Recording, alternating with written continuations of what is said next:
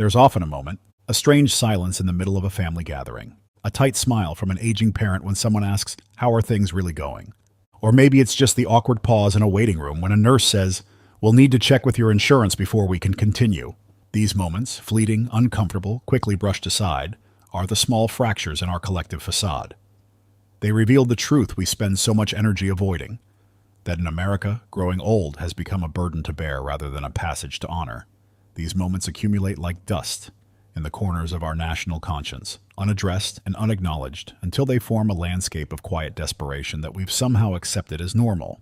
Maybe it's watching your mother cry over a bill, or her hands, the same hands that once bandaged your scraped knees and applauded your small victories, now trembling as they hold a piece of paper that essentially tells her she cannot afford to be ill. The cruelly precise numbers spelling out the cost of simply continuing to exist. Maybe it's hearing your father whisper that he's skipping medication to make it to the end of the month. A man who never missed a day of work, who taught you about responsibility and planning ahead, now forced into dangerous gambles with his own health, because the system he paid into for decades has left him with impossible choices. Or maybe it's simply driving past another run-down elder care facility with a bright, cheery name that somehow makes it feel even worse. Golden Sunset Acres, or Peaceful Harbor, painted in cheerful letters above entrances that lead to fluorescent-lit hallways, where the scent of industrial cleaner fails to mask more human smells, where staff rush between rooms with too little time and too little pay to provide the care that marketing brochures promise. Elder care. That phrase hits hard, doesn't it? Two simple words that carry the weight of our collective failures, our misplaced priorities, our unwillingness to look directly at what awaits us all. It's a phrase that should evoke compassion, respect, and thoughtful planning. Instead, it often triggers anxiety, guilt, and a desire to change the subject. It's a mirror held up to who we are as a society, what we prioritize, what we ignore, and who we quietly push aside.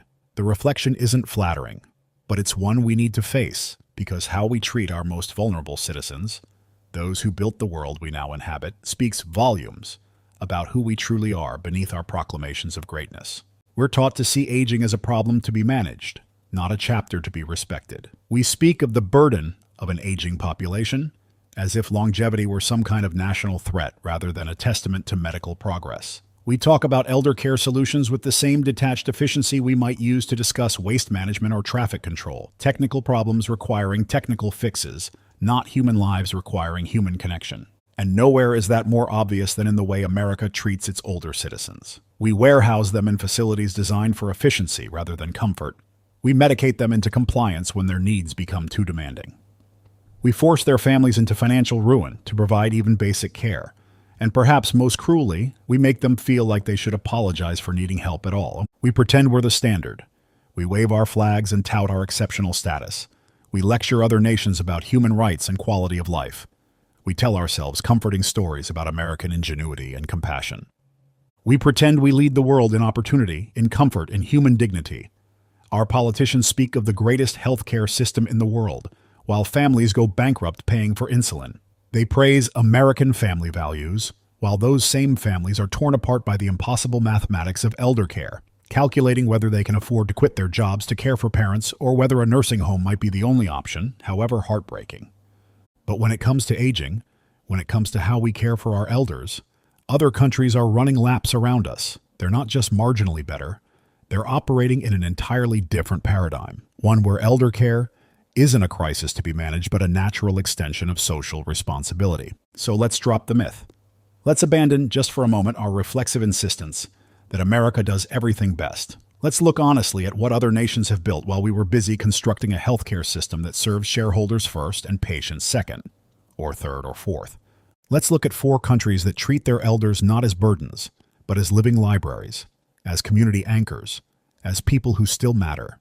Countries where growing old doesn't mean facing financial ruin, where families aren't forced to choose between their parents' care and their children's futures, where dignity isn't a luxury good available only to those who can afford it. And let's ask the uncomfortable question, why are they winning while we're falling apart? Let's start with Japan, a country where aging doesn't mean disappearing. It means rising into a new role in society. A nation that has embraced its demographic destiny rather than fighting against it, that has recognized the wisdom in silver hair rather than trying to cover it up or push it aside. In the US, growing old often feels like a slow fade into irrelevance. We joke about becoming invisible after 50, about being overlooked in meetings, about the way young people's eyes slide past us in public spaces. We speak about retirement as an ending rather than a transition, the finish line of productivity after which society has little use for us.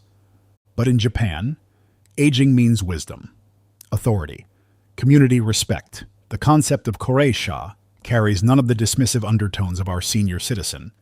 It speaks instead of earned status, a valuable perspective, of a natural place in the social order that doesn't diminish with physical changes, but rather evolves into something new and equally valuable. In rural towns and bustling cities alike, elders are not pushed to the margins. They are the margins. They define the boundaries of acceptable behavior. They carry cultural knowledge. They represent continuity in a rapidly changing world. They're seen as the holders of history, the guides to younger generations. Their presence in public spaces isn't tolerated. It's expected and welcomed. The government doesn't just tolerate its aging population, it actively designs for them. Universal healthcare isn't controversial. It's considered basic infrastructure, like roads or electricity. Long-term care insurance is mandatory, spreading the cost of aging across society rather than placing it solely on the shoulders of individuals and their immediate families. Public spaces are walkable, transportation is senior-friendly, and healthcare is accessible, affordable, and deeply integrated. The needs of older citizens aren't an afterthought or a special accommodation. They're woven into the fundamental design of social systems, urban planning, and community life. More than 1 in 4 people in Japan are over 65. This demographic reality, similar to what America faces, could have prompted panic or resentment. Instead, it has inspired adaptation. And rather than panicking, the country has shifted its economy, its policies, and its culture to support them. Robotics research focuses heavily on assistive technologies. Architecture incorporates principles of accessibility not as reluctant compliance but as thoughtful inclusion. There's even a national holiday, Respect for the Aged Day. Communities gather to honor their oldest members. Schools organize programs where children learn from elders' experiences. Gift-giving traditions recognize the contributions of those who came before. It's not a PR stunt, it's a reflection of a deeper truth. Growing old is something to be celebrated, not feared. This approach isn't without challenges. No system is perfect. But underneath Japan's elder care infrastructure lies something more fundamental than policies or programs. A cultural understanding that we are all connected across generations, that the young will become the old, that care given now will eventually return in kind. You see, Japan understands what we've forgotten, that elder care isn't just about taking care of people, it's about acknowledging their worth. That efficiency without compassion is merely warehousing. That a society is measured not by how it treats its most powerful members, but by how it treats those who need support, designing a system that works for humans, not just budgets. Then there's Sweden, a country where social safety net isn't a buzzword, it's a promise, where the needs of an aging population aren't treated as a surprise crisis, but as an expected, plannable phase of collective life. Where the question isn't, can we afford to care for our elders, but rather, how can we design care that preserves dignity while meeting needs? In America, elder care often falls through the cracks, left to overwhelmed families, underpaid aides, and private facilities more interested in profit than compassion.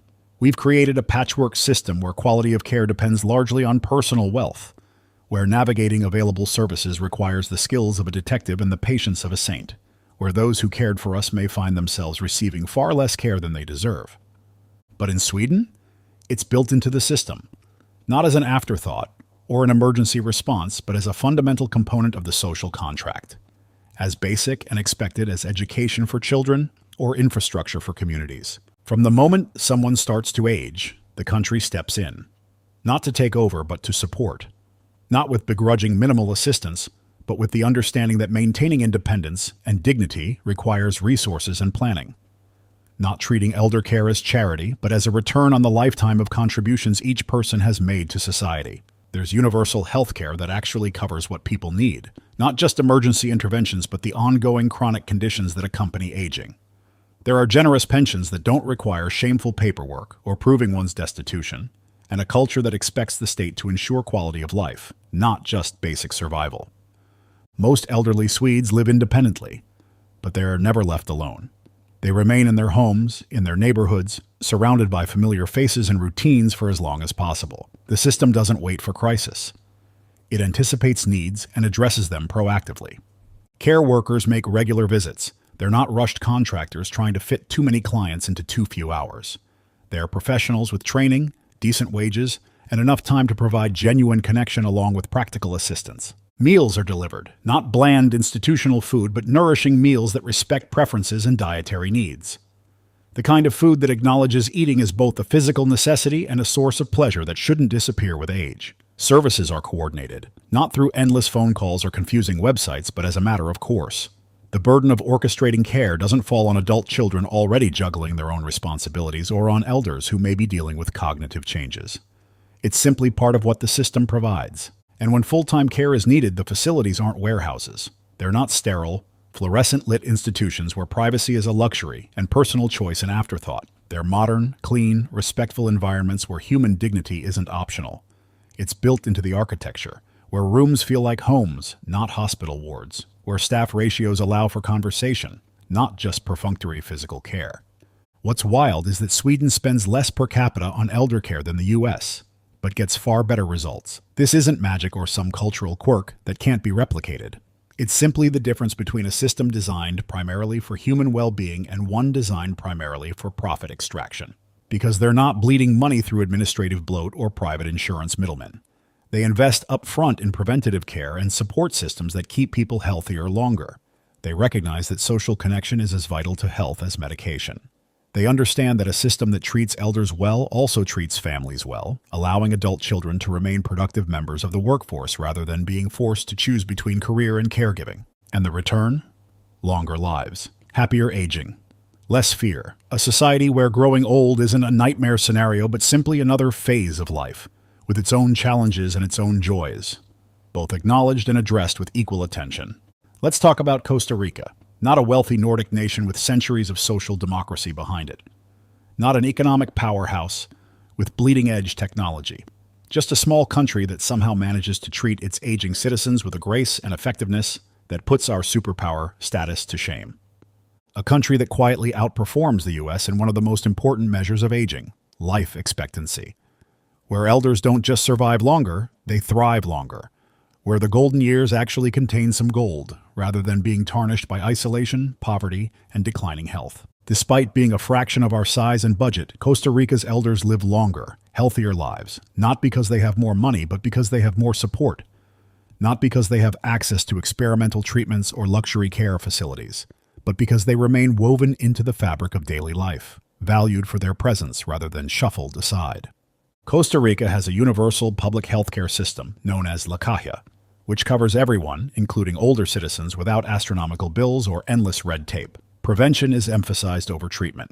Community clinics bring care closer to people rather than forcing lengthy journeys. Doctors still make house calls for those who can't easily travel. The system isn't perfect, but its priorities are clear. People matter more than profits.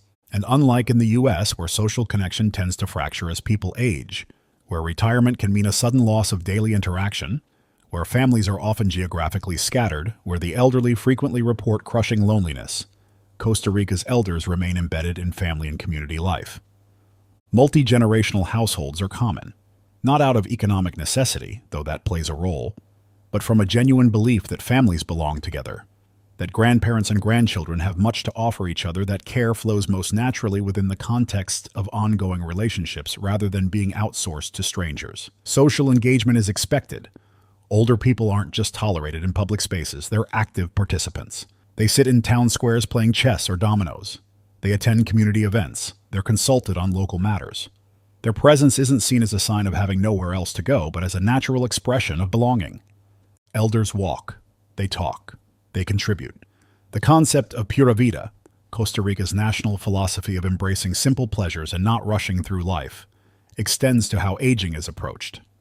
There's less emphasis on maintaining youthful appearance or productivity and more on finding satisfaction in each day as it comes. In fact, parts of Costa Rica belong to the blue zones, regions of the world where people live significantly longer, healthier lives than average. Places where centenarians aren't rarities, but common sights. And one of the biggest reasons? How they treat their elders, the social connections, the continued sense of purpose, the lack of stress about healthcare costs or becoming a burden. There's a rhythm to life in Costa Rica that values presence over productivity. That allows aging to be natural, supported, and honored. That recognizes the transitions of life, without trying to deny them or hide them away. That understands we are all temporary inhabitants of these bodies, and that how we care for each other in our vulnerability defines us, more than how we celebrate each other in our strength. And here's the kicker.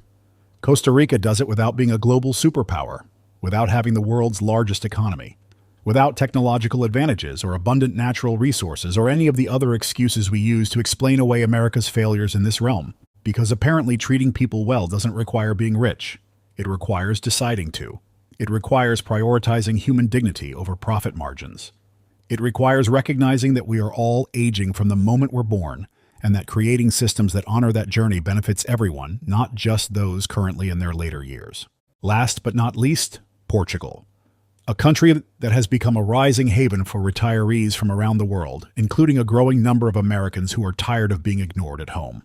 A nation that has turned its relatively modest resources into a system that provides not luxury, but something far more valuable, peace of mind. Portugal doesn't just offer sunshine and wine, though both are abundant and appreciated. It offers something far more valuable. Dignity, the simple ability to grow older without constantly calculating costs, without fear of bankruptcy from a single health event, without becoming isolated as care needs increase. Healthcare in Portugal is not only affordable, it's respected. The National Health Service isn't seen as charity for the poor, but as a basic right for all citizens. Quality varies by region, as it does everywhere, but the fundamental philosophy remains. Care should be accessible regardless of economic status. Doctors make house calls. Not as an expensive concierge service for the wealthy, but as a standard practice for those with mobility issues. The relationship between patient and physician isn't rushed and transactional, but ongoing and personal. Preventative care isn't a luxury, but a foundation.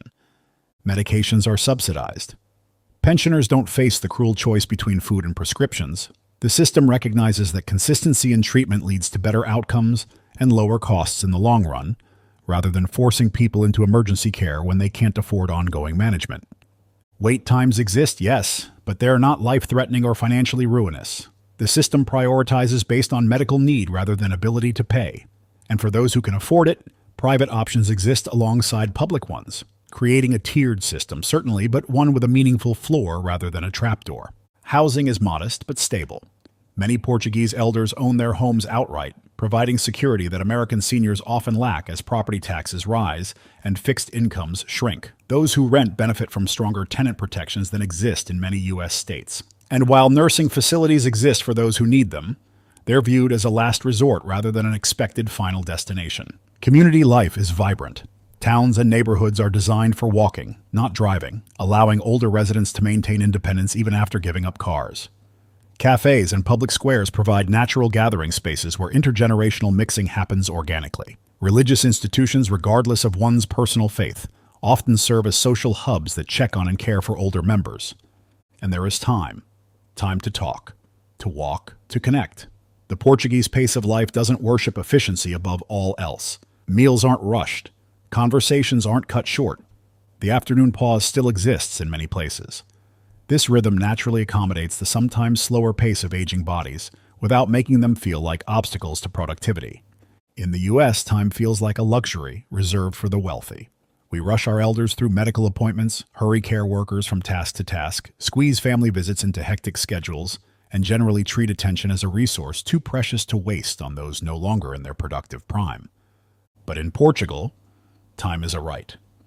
Not an infinite resource, certainly, but one that should be distributed more evenly across the lifespan rather than concentrated in youth and working years. Retirees don't just survive, they thrive. They feel useful, integrated. They are not a problem to solve. They are part of the solution. They babysit grandchildren. They maintain community traditions. They pass down skills and stories. Their value doesn't end when their earning potential does. Portugal's elder care system isn't perfect. Rural areas face challenges different from urban centers. Economic pressures create tensions. Political shifts threaten certain programs. But it's grounded in a radical idea that the final decades of your life should not be a financial minefield. They should be livable and even joyful. These countries, Japan, Sweden, Costa Rica, Portugal, are not fantasy lands. They are not utopias where all problems have been solved or where aging occurs without any challenges. They have problems, budgets, political friction, difficult decisions about resource allocation. But they've made a clear choice to treat their elders not as afterthoughts but as priorities, not as financial drains but as valuable community members, not as problems to be warehoused but as people deserving of care, connection, and continued respect. They're not winning because they're richer. In fact, 3 of the 4 have significantly smaller economies than the United States. They're winning because they're wiser, because they've recognized that how we treat our most vulnerable reveals who we truly are, because they understand that systems designed for human dignity may sometimes be less efficient but are ultimately more effective at creating societies where people actually want to live at every age. Meanwhile, in the US, we keep pretending that aging is someone else's problem. We act surprised when nursing homes fail inspections, when elder poverty rises, when families buckle under caregiving responsibilities.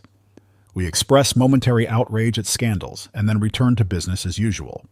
We privatize the pain. We tell families that caring for aging parents is their responsibility alone, emotionally, physically, financially, while simultaneously creating an economic system that makes such care nearly impossible without sacrifice and suffering. We normalize the neglect. We accept as inevitable the loneliness, the substandard care, the financial devastation that accompanies aging for so many Americans. We shrug off the reality that dental care, vision care, and hearing aids, all crucial to quality of life, remain luxury items even under Medicare.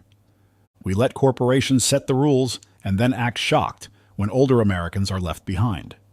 We allow insurance companies to determine what care is necessary, pharmaceutical companies to set medication prices, and private equity firms to extract profit from nursing facilities while cutting staff and services. But here's the thing. Aging isn't a niche issue. It's not a special interest concern or a problem affecting only a small segment of society. It's universal. If we're lucky, we'll all get there. Each of us will someday hope for systems that treat us with kindness rather than contempt, that see our continued humanity rather than just our increasing needs. And how we treat our elders now is a preview of how we'll be treated later. The systems we build, the priorities we set, the values we demonstrate, these don't just affect today's seniors, but tomorrow's as well, including ourselves. These 4 countries don't just offer better elder care, they offer us a mirror, a warning, and maybe a path forward. They show us not just what we're doing wrong, but what doing right might actually look like. They demonstrate that alternatives exist, not in theory but in practice, not in some distant future but in our present world. So the question isn't just, why are they winning? It's why are we okay losing? Why do we accept as inevitable what other nations have proven is changeable? Why do we continue to place profit above dignity, efficiency above compassion, youth above experience? And maybe more urgently, how much longer can we afford to pretend we're not? How many more parents will cry over medical bills?